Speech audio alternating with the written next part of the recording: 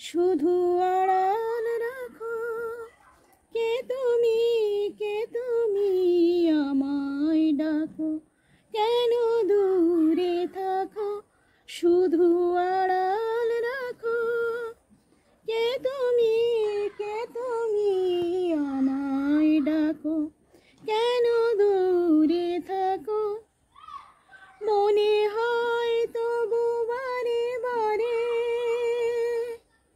এই বুঝি এলে মোর দ্বারে। মনে হয় তবু বারে বারে, এই বুঝি এলে মোর দ্বারে। সে মধুর স্বপ্ন ভেঙো না কো, কেন দূরে থাকো, শুধু আড়াল রাখো। কে তুমি আমায় ডাকো। ভাবে মাধবী সুরবিকার বিলায়ে, যাবে মধুপের সুরে সুরে মিলায়ে। ভাবে মাধবী সুরবিতার বিলায়ে, যাবে মধুপের সুরে সুরে মিলায়ে। তোমারি ধিয়ানে ক্ষণে ক্ষণে,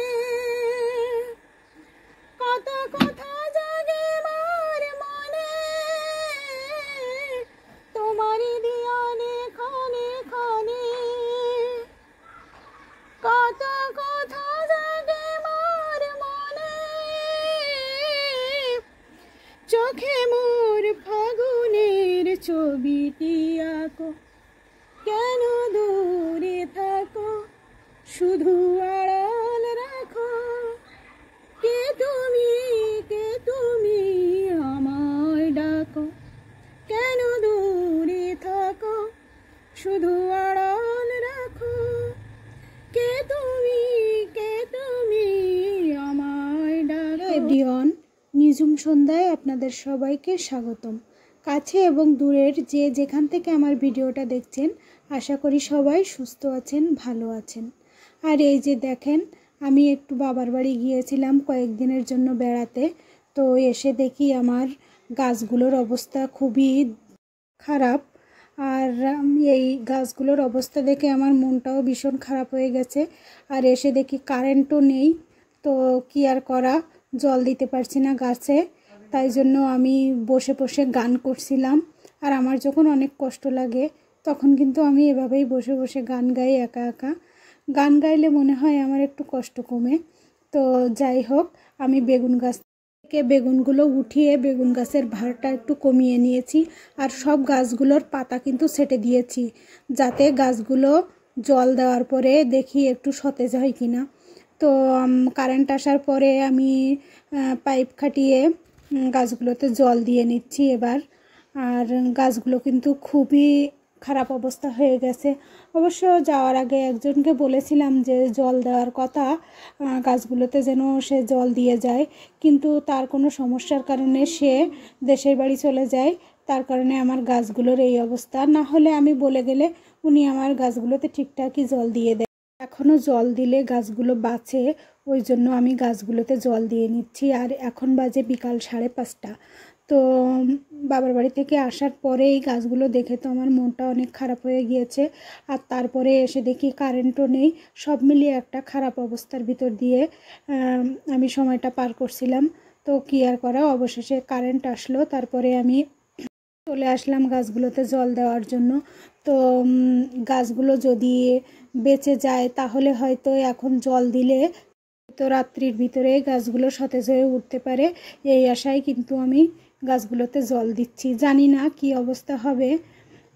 তো যাই হোক, আমি গাছগুলোতে এখন পর্যাপ্ত পরিমাণ জল দিয়ে নেব। আর এখানে আমি কিছু অ্যালোভেরার গাছ এবং কিছু টাইম ফুলের চারাও কিন্তু ছিল আমার বালতির ভিতরে।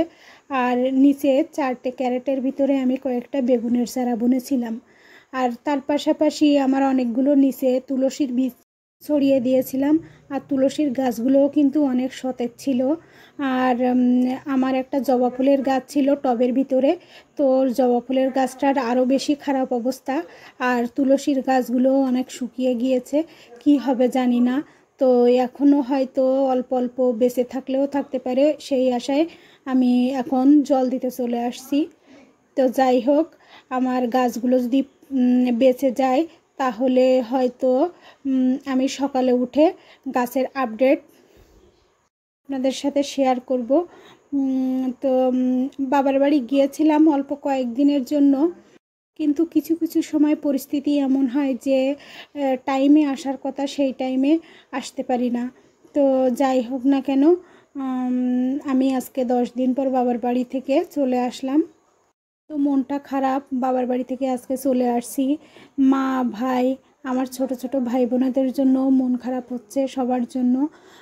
আসলে হয় কি, বাবার বাড়ি বেশি দিন থাকলে আরও বেশি কিন্তু মন খারাপ লাগে চলে আসার সময়। তো আমার কাকু কাকিমা, মা, ভাই এবং ছোট ছোট ভাই বোনেরা যারা আছে তারা কিন্তু আমি চলে আসার সময় খুবই মন খারাপ করছিল। আর সাথে সাথে আমারও অনেক মন খারাপ। আর বাসায় এসে দেখি তারপরে গাছগুলোর এই অবস্থা, সব মিলিয়ে মনটা আজকে অনেক খারাপ। তো আমি যেহেতু গাছ লাগাতে অনেক ভালোবাসি, তো সেটা হোক আমার ভাড়া বাসা আর হোক নিজের বাসা, তো আমি আপাতত এখানে ভাড়াই থাকি। কিন্তু আমার ব্যালকনির সাইড দিয়ে যে অল্প অল্প যে জায়গাগুলো আছে আমি সেখানে গাছ বসিয়ে দিয়েছি। আর এভাবে গাছ বসালে কিন্তু গাছগুলো অনেক দ্রুত বৃদ্ধি পায় এবং সবজির খোসা যেহেতু এর ভিতরে দেওয়া আছে, তো একটা সার তৈরি হয়ে যায় মাটির নিচে। আর সেগুলো কিন্তু গাছের সার হিসেবে ব্যবহার করে। আমি কিন্তু প্রত্যেক দিনে রান্নার সবজির খোসা একটাও ফেলি না, সবগুলোই কিন্তু আমি গাছের গোড়াতেই দেই। আর সপ্তাহে একদিন করে আমি সরিষার খোল পচানো জলটা দিয়ে দিই মাঝে মাঝে। তো আমার গাছগুলো কিন্তু অনেক সতেজ আর সবুজও থাকে। আর গাছে জল দেওয়ার পরে আমি কিন্তু রাতের রান্নাবান্না সবগুলোই কমপ্লিট করে ফেলেছি। আর রাত্রিবেলা কিন্তু আমার ভাই এসেছে এবং আমার হাজব্যান্ড দুজনে একসাথে খাওয়া দাওয়া করছে আর গল্প করছে। তো আলুর দম রান্না করেছিলাম, তো ভাবলাম কয়েকটা লুচি তৈরি করে নিই, ওই জন্য কয়েকটা লুচিও সাথে তৈরি করে নিয়েছি। আর এখানে মাছের ঝোল তো আছে, আলু ভাজা, বেগুন ভাজা এগুলো আছে। তো যাই হোক, এগুলো দিয়ে আমরা রাতের খাওয়া দাওয়াটা কমপ্লিট করে নেব।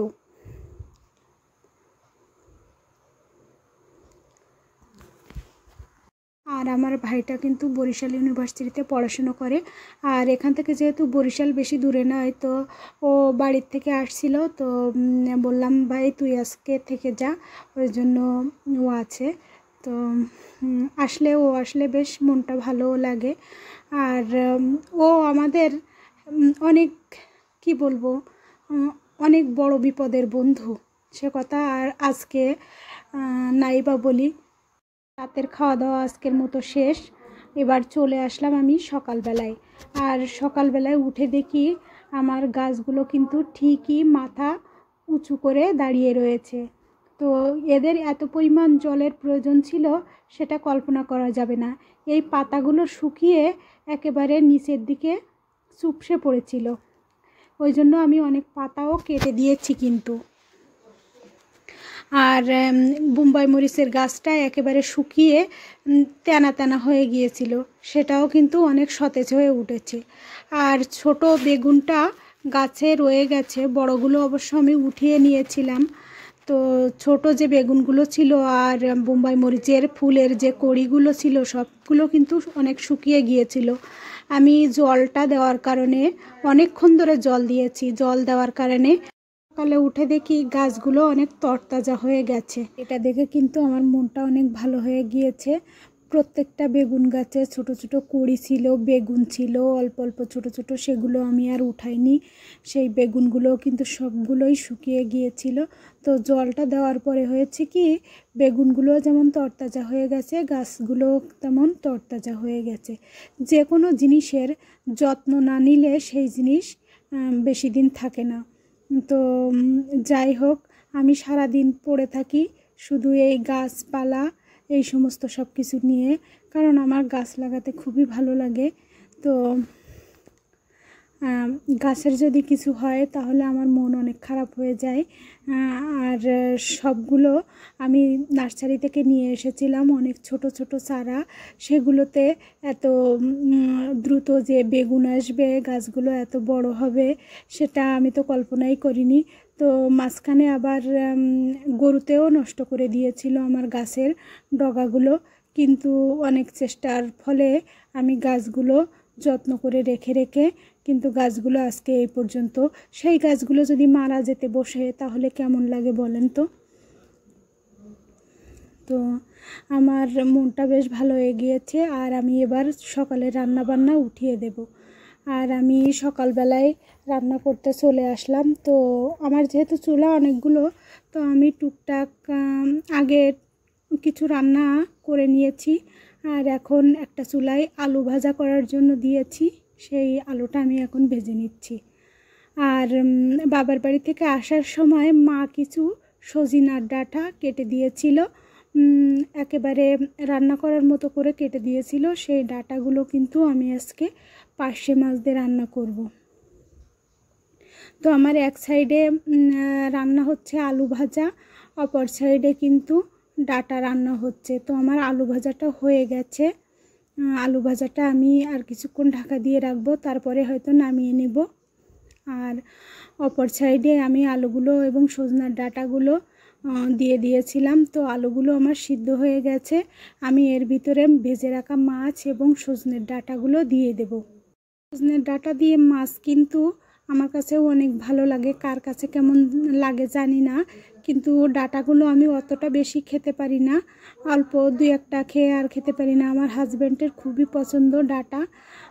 তো মা স্পেশালি তার জন্যই দিয়ে দিয়েছে ডাঁটাগুলো।